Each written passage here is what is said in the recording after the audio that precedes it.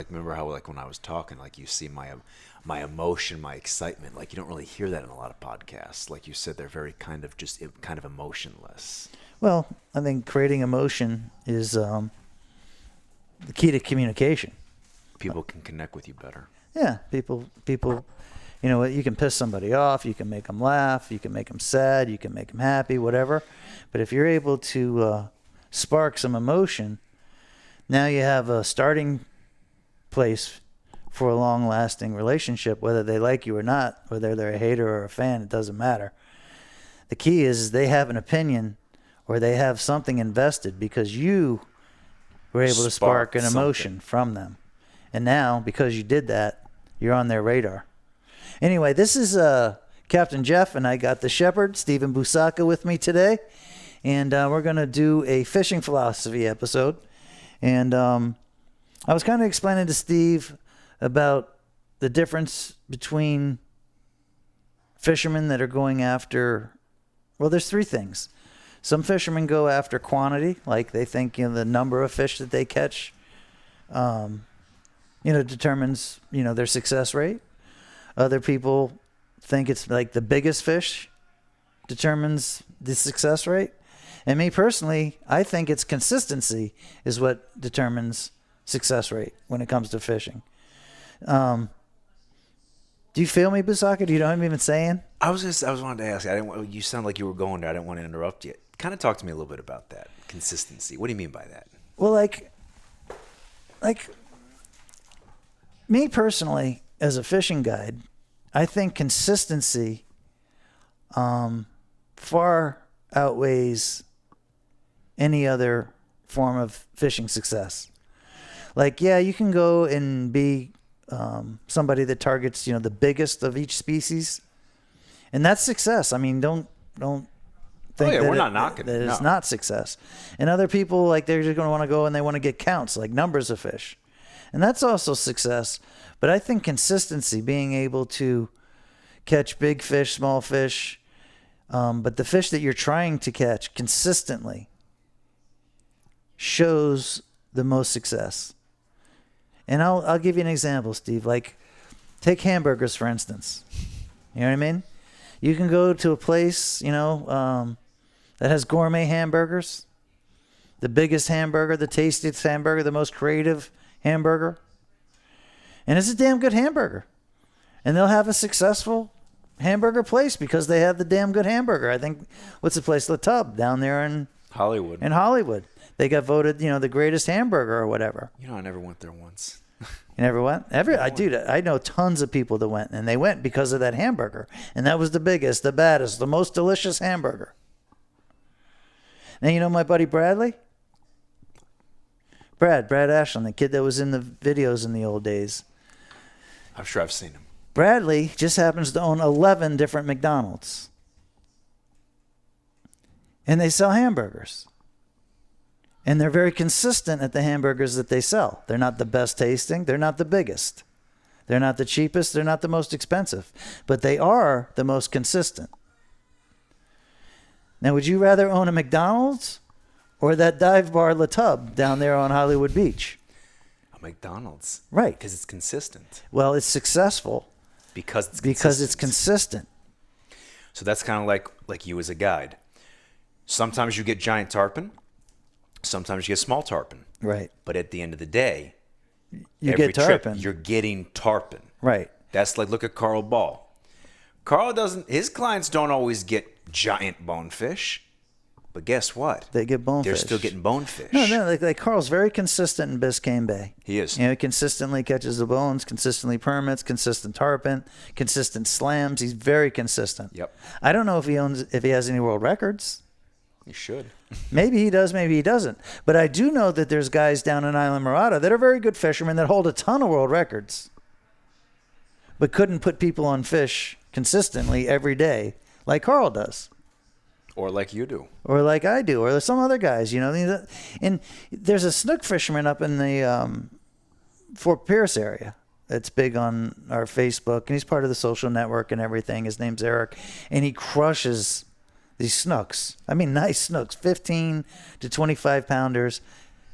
Like every time I turn on Instagram or every time I turn on Facebook, bam, he's got another one. I mean, he's so consistent. He just keeps banging them out. And like I said, my personal opinion, consistency is key. Is the true form of success in fishing. Now, in his case, I mean, look, he's getting big ones. I mean, that's a plus. Well, you know what I mean? Just, I mean, people, it's not like, it's a philosophy. That's my philosophy. I'm not saying I'm right, wrong, or indifferent. That's my fishing philosophy.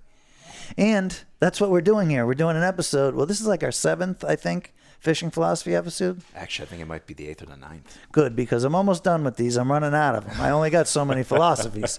But like I said, it's like, I'm not saying I'm right or I'm wrong, but I'm making the argument that's saying consistency, in my opinion, in my eyes, is success. And the highest form of success. So that means that now what I got to do is not focus in on trying to catch always the biggest bonefish. I got to just focus on catching bonefish consistently. Well, I mean, that's like I said, that you have to fish your philosophy. What do you feel is more success for you? Not for me. For me, I know that I have people coming in from Atlanta tomorrow, that need to catch a tarpon, and they're going to pay good money for it. So consistency, I feel, is the most important thing, more than anything. All right, now for you, fishing for yourself personally, and if I was fishing for myself personally, I'm a big fish dude. I mean, that's why we were talking about the 40-inch snook club, and why I think, and if it wants to be an elite snook club. Oh, and I can't wait to do the next episode with the Mad Snooker, because the Mad Snooker started the 40-inch snook club. And if you remember during that episode, is I asked, who the hell started this thing? And it was the Mad Snooker, one of the best snook fishermen in the world, started the 40-inch snook club. And we're going to get into that in another whole podcast. Don't get me started. I got you. Because I pissed some people off with that 40-inch snook club thing. Yeah, well. And I knew I was going to piss some people off. But I'm glad we're doing this today, because it's okay to get pissed off. That does not mean I'm a bad guy. And it doesn't mean you're a bad person for being pissed. Being pissed is okay. I don't understand when this started happening, but now when people get pissed at each other, they hate each other. Well, here's the thing, though. We were talking about this earlier. You piss somebody off, at the end of it's like you sparked an emotion. Right. So it's not always a bad thing. Not always. You know what I mean? Not always. Some people might see it as a bad thing. I don't see it. To me, especially when we're doing podcasts, it's like, you listen to a lot of podcasts, and like we were talking about earlier, a lot of them are just like very emotionless. You know what I mean? But if you're at least sparking some kind of emotion, whether it's positive or negative, people are going to remember that. Well, another thing, too, I just thought of this. You know why we have a real emotional podcast? We're Italian? We're Italian. I was right. Italians are freaking nuts. It's hard to keep. I mean, when's the last time anybody sat down at an Italian freaking dinner or something and there wasn't like a hell of a lot of emotion going on? Screaming and freaking. Right. You know what I mean? There's a major emotion going on. So we got that going for us. Yeah. And it probably bothers the shit out of some of the rednecks that are like real quiet and everything. Yeah. I get it. It's all good. But do you follow my fishing philosophy on consistency? I do. I personally believe, and if, the McDonald's thing is probably the best example I can give, but consistency, in my opinion, is a true sign of being a very successful fisherman. And the other forms, catching the big ones and catching a lot of them, you're awfully good also. But hey, you got to call it. Steve, that's might be our last fishing philosophy episode. I think that was a good way to finish it off. I got a new. I think it was good. It's easy to start them because it's you got a bunch of ideas and you can't wait to get them all out. Then you do 6 or 7 of those ideas and then you got to think of some new ones. And you're like, oh snap! Right. So anyway, unless I can think of something like really good, this will probably be our last fishing philosophy episode. Well, what do we do it for? I think what happened was we had all the ideas and we were like, we're gonna do 10 episodes. And then after like 6 or 7, we were like, oh, shoot, we promised him 10. Shoot, now I got to think of like 3 more. I didn't promise him. Well, I know. We kind of hyped him up to it. Yeah, what do we get, 8? Yeah, we might get 10. You might get 10. I might think of another one this week. Maybe hey, if you're listening to the fishing philosophy ones and you have a philosophy, let us know. Yeah. reach out to me, jeff@lunkerdog.com. If you have a fishing philosophy angle that you think we should talk about, please send that right in. And if it's good, we'll do it. Heck yeah. But I got a new series that I want to do. You mentioned this earlier. Let me hear about it. What we got? Well, I want to do a series on TV. You know, TV's kind of fading, and I was lucky enough over the years to get on quite a few TV shows. And I want to do a maybe a 4-part series on the different TV shows that I was able to get on, and how that experience is. And hold on, let me think about it. Let me just make sure okay, so you did Unfathomed, you did Bill Dance, you did Real Time, and then you did Bass. Okay, we could do 4. I did 2 Bass to Billfish. I did 3 Bill Dances. I did Unfathomed. And then 1 Real Time. 1 Real Time. Yeah. And yeah, we got enough. I just wanted to make sure we didn't overpromise. Yeah, and everybody asked me, they want to know how that is, shooting TV and trying to catch fish, and if it's easy, hard, or whatever. And got some great stories. All the guys that I did TV with were totally phenomenal. And it's funny because I made good friends with every last one of them. And I think they're good stories. But anyway, I hope you guys liked the fishing philosophy episodes. If we might think of another one, I don't know. If you got one, send it on in.